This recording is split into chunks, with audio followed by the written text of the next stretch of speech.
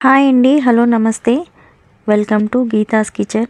ఈరోజు నేను ఈ వీడియోలో చాలా క్రిస్పీగా ఉండే జంతికలను చాలా తక్కువ టైంలో అండ్ చాలా ఈజీ మెథడ్లో ఎలా తయారు చేసుకోవాలో చూపించబోతున్నాను.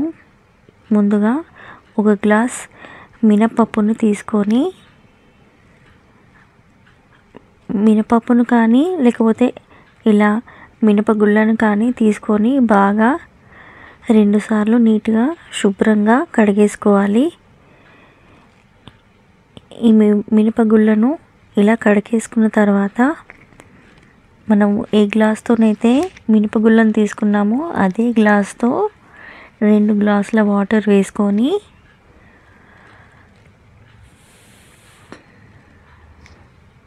కుక్కర్ మూత పెట్టేసి 3 విజిల్స్ వచ్చేంత వరకు బాగా మెత్తగా ఉడకనివ్వాలి. ఇప్పుడు ఇది ఉడికిన తర్వాత ఇలా చేత్తో ఇలా మ్యాష్ చేస్తే ఇలా మెత్తగా అవుతుంది. ఇన్ కేస్ ఇది మెత్తగా కాకుంటే మరొక 2 విజిల్స్ పెట్టి బాగా ఉడకనివ్వాలి.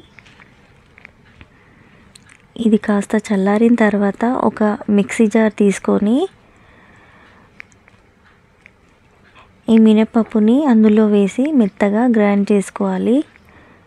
ఇప్పుడు ఇందులో వాటర్ ఏమీ యూజ్ చేయాల్సిన అవసరం లేదండి. ఆల్రెడీ అది మెత్తగా ఉంది కాబట్టి చాలా మెత్తగా అవుతుంది.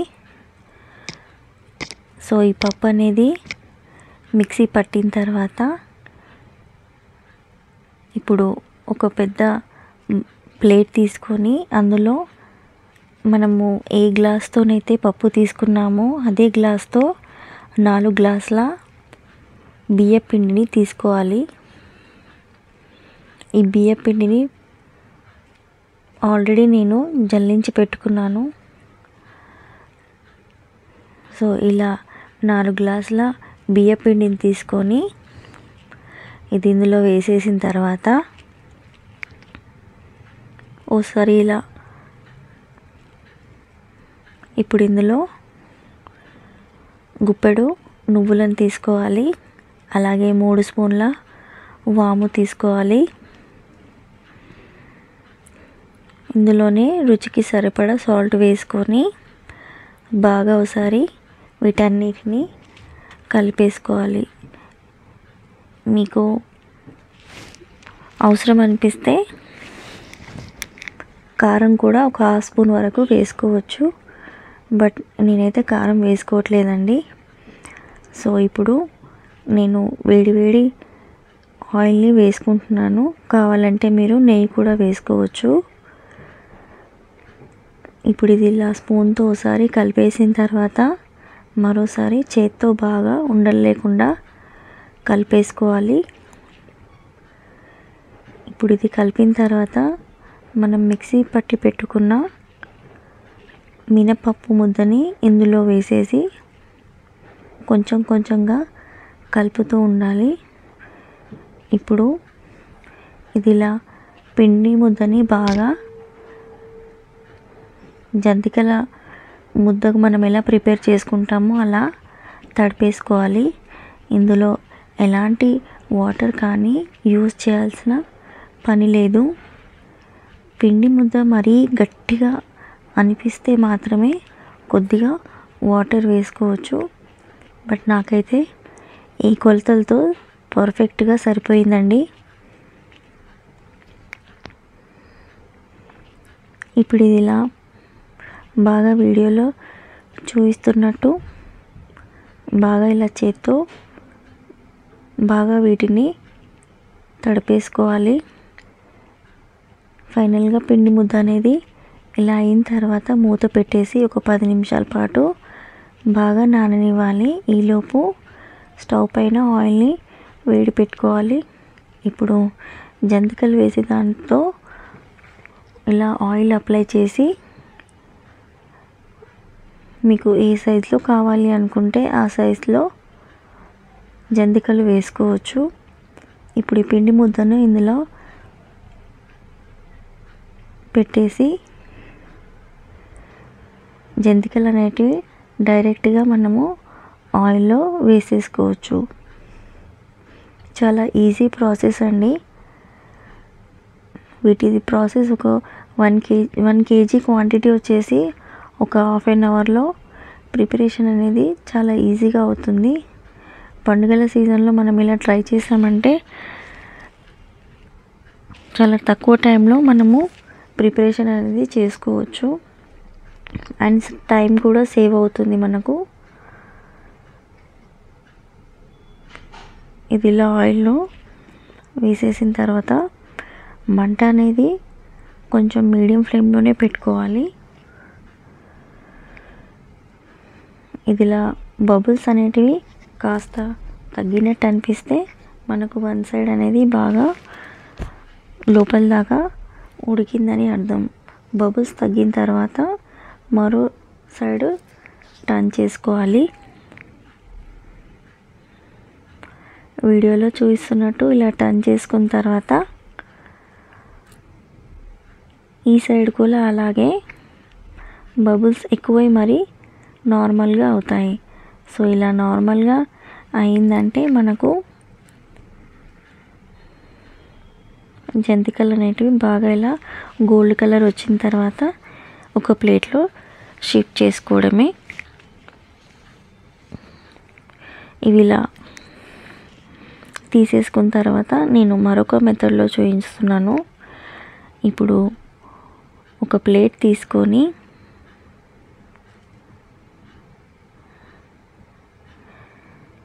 ఇలా జంతికలను వేసుకొని ఇలా చేత్తో డైరెక్ట్గా వేసేసుకోవచ్చు. ఇది మరీ ఈజీ ప్రాసెస్ అండి.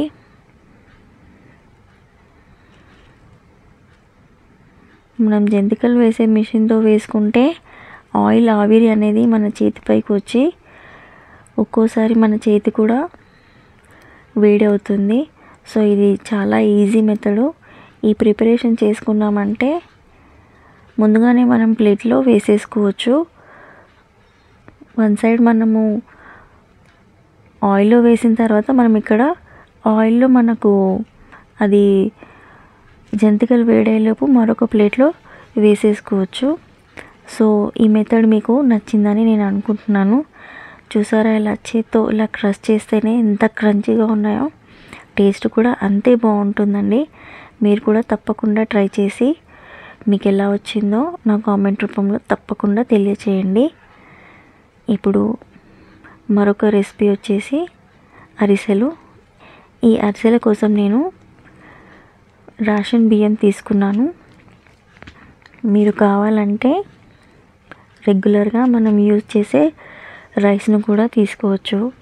మీకు ఇంట్లో ఏ రైస్ అవైలబుల్ ఉంటే ఆ రైస్ని తీసుకొని ఇలా 2 times బాగా నీట్గా శుభ్రంగా కడిగేసి నైట్ అవుట్ మొత్తం బాగా వీటిని నాననివ్వాలి. ఈ రైస్ అనేటివి మనకు ఎంత సేపు నానబెట్టుకుంటే అంత టేస్టీగా ఉంటాయి, అంత పర్ఫెక్ట్గా కూడా మనకు అరిసెలు అనేటివి వస్తాయి. సో వీటిని బాగా నేను నైట్ అవుట్ నానబెట్టాను. నెక్స్ట్ డే మార్నింగ్ ఇలా తీసేస్తే రైస్ అనేటివి ఇంత బాగా నానిపోతాయి. సో ఇప్పుడు ఈ వాటర్ని అంతా రిమూవ్ చేసేసి ఒక 2 minutes పాటు ఆ మిగిలిన వాటర్ కూడా వంపేసిన తర్వాత ఒక మిక్సీ జార్ తీసుకొని వీటిని బాగా మెత్త పిండి చేసుకొని గ్రైండ్ చేసుకోవాలి.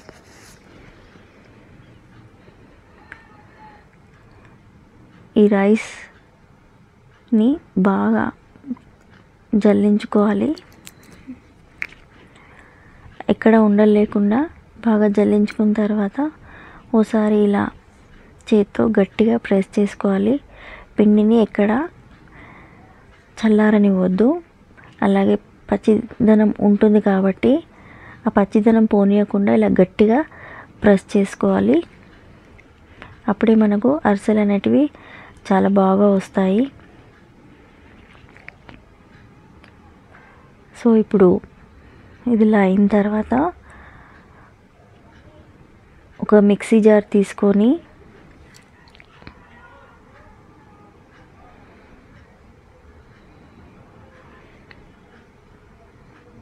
ఇప్పుడు ఇందులో 3 స్పూన్ల పంచదార వేసుకోవాలి. ఇప్పుడు ఇందులో 7 నుంచి 8 వరకు యాలకులు వేసుకొని మెత్తగా గ్రైండ్ చేసుకోవాలి. మనం డైరెక్ట్గా యాలకులు వేసుకుంటే మెత్తగా కావు కాబట్టి పంచదారను యూజ్ చేస్తున్నాము. ఇప్పుడు ఒక పెద్ద బౌల్ తీసుకొని అందులో 2 కప్పుల వాటర్ని వేసుకోవాలి.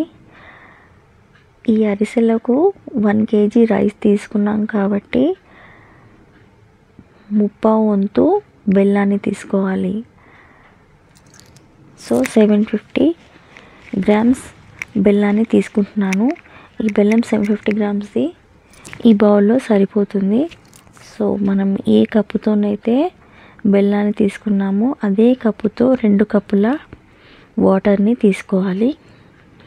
వాటర్ కాస్త వేడైన తర్వాత ఇప్పుడు బెల్లం ముద్దను అనేది అందులో బాగా వేసి ఈ బెల్లం అనేది కరిగే వరకు బాగా కలుపుతూ ఉండాలి. మంట మీడియం ఫ్లేమ్ మీద కానీ హై ఫ్లేమ్ మీద కానీ పెట్టుకొని బాగా కరిగించుకున్న తర్వాత ఇప్పుడు దీన్ని ఫిల్టర్ చేసేసుకోవాలి. అప్పుడే మనకు బెల్లంలో ఉన్న ఏదైనా డస్ట్ ఉంటే ఈజీగా వెళ్ళిపోతుంది. సో ఇలా ఇది ఫిల్టర్ చేసిన తర్వాత మళ్ళీ అదే బౌల్లో వేసేసుకోవాలి. ఇది బాగా చిక్కబడిన తర్వాత దాకానే బాగా ఉడకనివ్వాలి. ఈ ప్రాసెస్ అనేది ఉడకడానికి మినిమం 15 to 20 మినిట్స్ పడుతుంది. ఇది ఇలా బంగారు వర్ణంలో రాగానే మనం బియ్యం పిండిని ఇందులో ఇలా గరిటెతో కానీ లేకపోతే నేను పప్పు గుత్తి రివర్స్ చేసి ఇలా బాగా తిప్పుతున్నాను. అప్పుడే మనకు ఉండలు లేకుండా బియ్యం పిండి అనేది ఈజీగా ఇందులో మెల్ట్ అయిపోతుంది. సో ఇది ఇలా బాగా కలిపేసుకొని స్టవ్ అనేది మీడియం ఫ్లేమ్లో పెట్టుకోవాలి. ఇలా లో ఫ్లేమ్ మీద పెట్టేసి బాగా కలిపిన తర్వాత ఇప్పుడు స్టవ్ ఆఫ్ చేసేసి ఈ పిండి అనేది కొద్దిగా చల్లారనివ్వాలి. ఈలోపు నువ్వులను ఒక 3 స్పూన్ల నువ్వులు అలాగే మీకు అవైలబుల్ ఉంటే గసగసాలని కూడా తీసుకొని ఇలా కొద్దిగా పాలు వేసి ఇలా ఒకసారి కలిపేసి పక్కన పెట్టేసుకోవాలి. ఇప్పుడు పిండి ముద్ద చల్లారిన తర్వాత మనము ఇలా కొద్దిగా చిన్న క్వాంటిటీలో తీసుకొని పూరీ సైజ్ అంతా క్వాంటిటీలో తీసుకొని పిండి ముద్దను ఇలా నువ్వుల పైన ఇలా మెల్లగా ప్రెస్ చేసి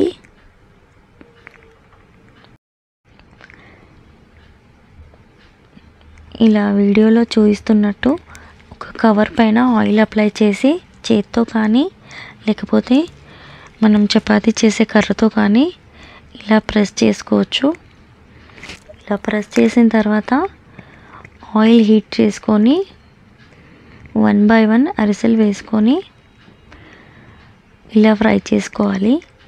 ఆయిల్లో మనకు నువ్వులు అనేటివి ఇలా రిలీజ్ కాకుండా ఉంటుంది మనము ఎందుకంటే పాలు యాడ్ చేసాం కాబట్టి. ఇలా 1 by 1 అరిసెలు వేసుకొని చేసేసుకోవడమే అంతే. చూసారా అరిసెలు ఎలా పొంగుతున్నాయో.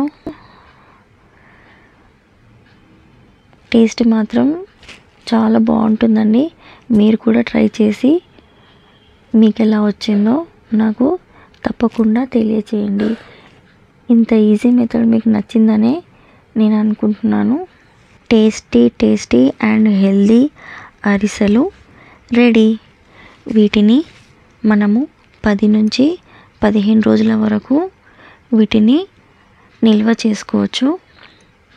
సో ఈ వీడియో కనుక మీకు నచ్చినట్టయితే లైక్ చేయండి, షేర్ చేయండి అండ్ సబ్స్క్రైబ్ చేయండి. థ్యాంక్ యూ ఫర్ వాచింగ్ అండి. బాయ్ అండి.